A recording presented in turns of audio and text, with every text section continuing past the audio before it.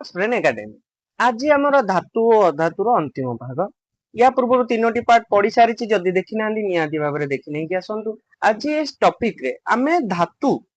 उपस्थिति विषय रे जानिबा धातु आमर केउठु आसुची ताहा परिष्कार ना अपरिष्कार जदि अपरिष्कार केमिति आमे परिष्कार करिबा से विषय रे आमे संपूर्ण भाबे आज बुझिबा को जाउची ठीक अछि तो चलंतु स्टार्ट करिबा धातुर आमर जे धातु रहिला तार मुख्य उत्स भूतक आम पृथ्वी रे जो भूतक अच्छी भूतक ही थाए भूतक आमर मौलिक यौगिक सब बाहरी थाए मौलिक नोट बन चल एमती सीरीज करके लिखिले तुम थरे पढ़ीदेले मन रही जिनस गुड़िक एकाथरक रिवाइज मौलिक किंबा यौगिक हिसाब से बाहरी थाए जहाँ को आमे कौन कही था खनिज आमर मुख्य उत्स किए भूतक भूतक आमर धातु गुड़िक मौलिक किंबा यौगिक आकार में बाहर था जहाँ को आमे खनिज बोली कही था से जो खनिज रे किछि परिमाण अपरिष्कार थाए जेमती माटी बाली अन्य कौन धातु मिश्र धातु सब मिसिकरी थाए से जो धातुटी बाहर से धातु पिंड आकार रे बाहर थाए ताको आमे कहि परिबा धातु पिंड बा ओर ओर ओर बोली आमे ताको कहि थाउ जेते बेले से अपरिष्कार भाव रे पिंड हेकी बाहरी थाए ठीक अछि हमर जो अन्य धातु रहिला जेमति कि हमर sodium chloride NaCl MgCl2 magnesium chloride ए माने सब समुद्र रे थांती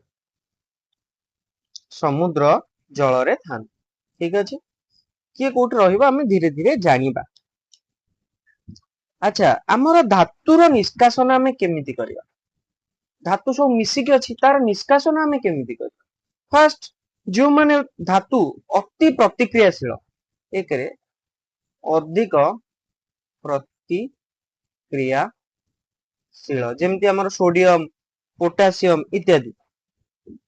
से माने मुक्त रे पृथ्वी पृष्ठ रे मिली न थान जेमति हमर सुना रूपा माने नॉर्मल एमती पड़ी थांती तांको गोटे के आनिया को पड़े माने नॉर्मल फॉर्म रे पड़ी थांती किंतु हमर सोडियम पोटासियम इत्यादि जो माने अत्यधिक प्रतिक्रियाशील से माने एमती नॉर्मल फॉर्म रे न थांती से माने सोडियम क्लोराइड फॉर्म रे थांती मैग्नीशियम क्लोराइड फॉर्म रे थांती अन्य अन्य फॉर्म रे थांती बुझियला हमर सबुठु कम प्रतिक्रियाशील के सुना रूपा तंबा प्लाटिनम ओके हमर रूपा आ तंबा ए दु जन को टिके ध्यान दिया रूपा ओ तंबा सल्फाइड किंबा ऑक्साइड ओ धातु पिंड भाव में देखा मिलता है सल्फाइड किंबा ऑक्साइड धातु पिंड हिसाब से देखा मिली था सल्फाइड ऑक्साइड धातु पिंड कौन माने धातु सह सल्फर आड हेतिबो किंबा धातु सह ऑक्सीजन आड हेतिबो बुझियला अच्छा आमे वर्तमान धातु गुड़िकर प्रतिक्रियाशीलता देखिबा सबुठु ऊर्ध्वरे किए रहइबो आमे एबे सीरीज पढिथिले potassium sodium calcium magnesium aluminium okay सबुठु अधिक प्रतिक्रियाशील धातु होची हमर पोटासियम तो एई भली भाबरे हमर अधिक प्रतिक्रियाशील धातु मानकर क्रम बढ़ी थाए आ मध्यम प्रतिक्रियाशील को माने लेखो Zn Fe Pb जिंक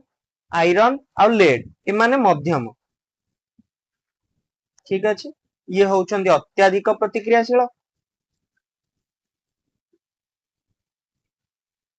ये होचंदी मध्यम और निम्न के निम्न हमर AgAu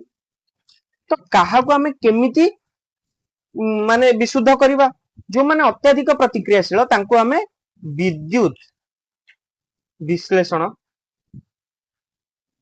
विश्लेषण द्वारा आउ जो माने मध्यम तांकु कार्बन निर्बारण द्वारा कार्बन निर्बारण द्वारा आमे बाहर कर आउ एमाने प्रकृति रे नॉर्मल फॉर्म रे थांती बुझला तापर देखिबा अधिकांश धातु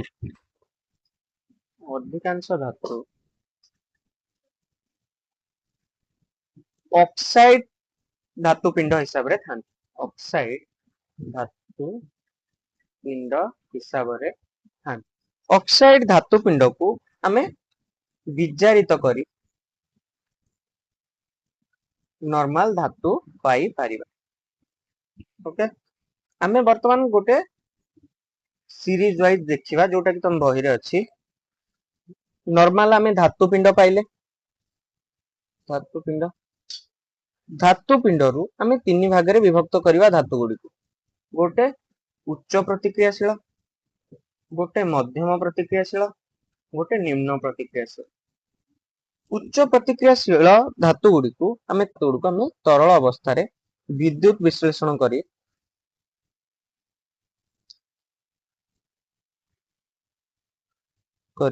विशुद्ध धातु पाइबा ठीक अछि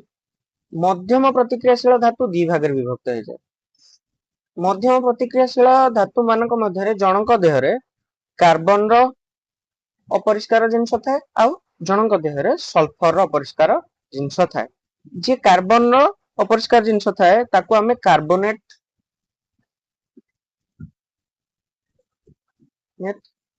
आउ जे जेउठी सल्फर रो अपरिष्कार जिंस थाए ताको हमें कहबा सल्फर ठीक अछि कार्बोनेट धातु पिंड गुडी को हमें कैल्सिनेशन माध्यम रे आउ सल्फाइड रो धातु पिंड गुडी को हमें रोस्टिंग माध्यम रे परिष्कार करी पारि ई कैल्सिनेशन और रोस्टिंग पर हमु कोन मिले धातुर ऑक्साइड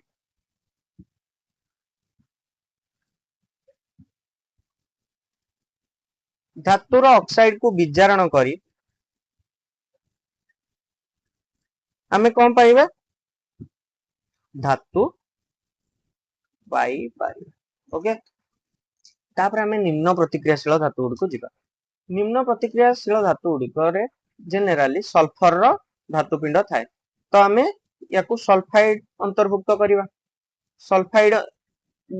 जेउठी अपरिष्कार थाए सेठी हमें कोन करथाए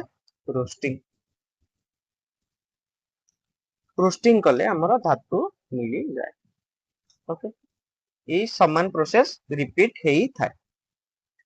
या पर हम पढिबा धातु पिंडर समृद्धि धातु पिंडर समृद्धि पृथ्वी हमर फास्ट पृथ्वी बा भूतक रु धातु आसीबो कोन आसीबो खनिज रूप रे आसीबो सेतरे माटी बाली सो मिसी की थिबे ए जो माटी बाली मिसी की थाए ताको हमें कहि थाउ गैंग बोली हमें कहि थाउ तापर प्रथमे हमें जिबा निम्न प्रतिक्रियाशील विशिष्ट धातु मान निम्न प्रतिक्रियाशील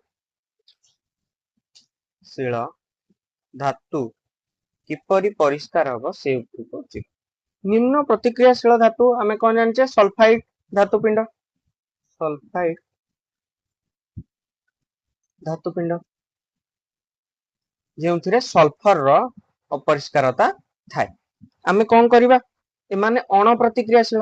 निम्न माने सेमानकर प्रतिक्रिया करिवार कैपेसिटी कम प्रतिक्रिया करे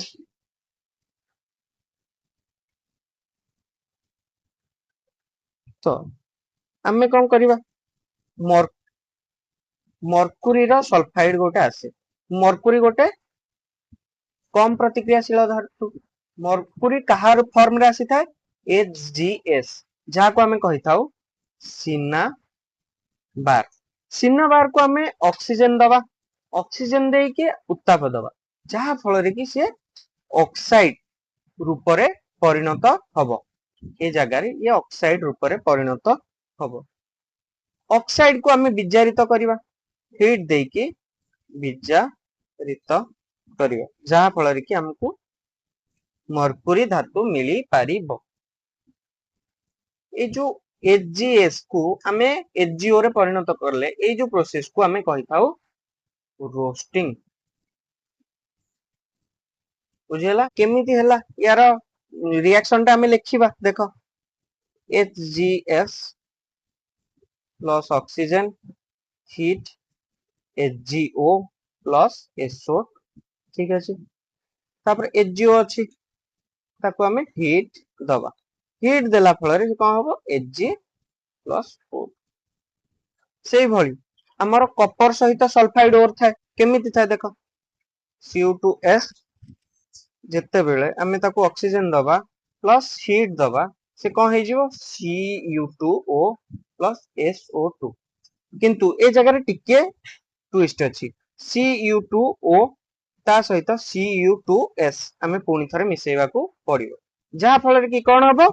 कॉपर प्लस SO2 बाहरीबो जोटा कि तम बही रे रिएक्शन टी अछि